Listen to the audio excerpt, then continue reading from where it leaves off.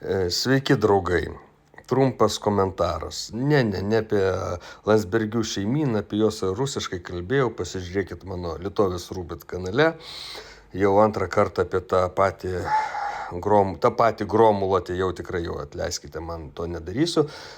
Dabar yra kitas bairis, kita naujiena. Eina masiškai per Facebooką baisi žinia, siaubinga žinia. Irano niekšiškas, kraugeriškas ajatolų režimas nuteisė kokią tai iranietę už tai, kad jinai dainavo be hidžabo 74 lazdom, rykščių tenai smūgiais. Ir eina baisiausiai visokiausiais skirtingais kanalais, net susigundžiau pabandyti paieškoti, ar realiai toksai nuosprendis apskritai buvo ir kokios ten aplinkybės ir visa kita, kadangi meluoja šitie išgamos žvėriškai, o dabar reikia dar apšikti Iraną tų derybų su štatais visame kontekste. Bet, taip sakant, vietoj to aš geriau su jumis pasidalinsiu kitą žinią, kurią dalinasi Facebook'e grupė Visegrad 24. O žinia yra iš Prancūzijos. Mūsgi daug labiau rūpi tai, kas dedasi mūsų laisvoje ir nepriklausomai Prancūzijoje, demokratijos ir civilizacijos sostinėje, o ne kažkokiam tai Irane buvusioje Persijoje.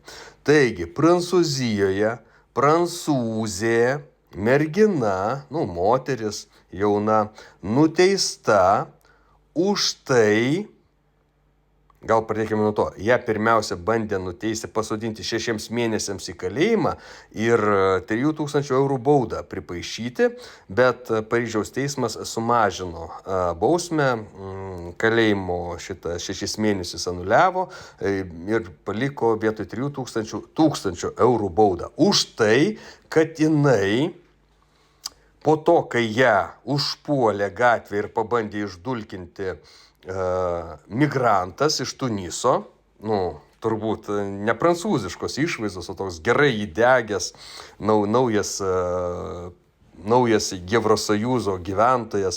Tai kad jinai po šito išpuolio prieš ją, kai jos gatvėje vos neišdulkino, leido savo socialiniuose tinkluose pareikšti, kad pagrindinis pavojus moterims Prancūzijoje yra juodi afrikiečiai arba arabų imigrantai vyrai.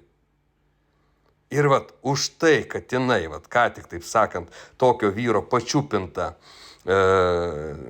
šitaip išsireiškinėja socialiniuose tinkluose, jai rasinės neapykantos kurstymas buvo pripaišytas ir vos pusei metų neįkišo į kalėjimą su visa bausme. Ir tai yra viskas, ką reikia žinoti mums apie mūsų demokratiją, žodžio laisvę ir saugų nuostabų gyvenimą. Prieš kišant nosį į kažkokias kitokias valstybės, aiškinant, kaip turi tvarkytis rusai, kaip turi tvarkytis baltarusai, kaip turi tvarkytis persai ir kitos tautos, nuo kurių mes esame izoliuoti propagandos sieną.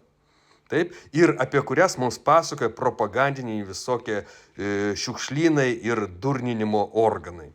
Tai tiek, draugai, mano šitų smagių žinių. Mėgaukime savo europietiškomis laisvėmis ir džiaukimės, kad mes kol kas dar nedaaugome, nedasivilizavome iki Prancūzijos, bet viskas yra priešaky.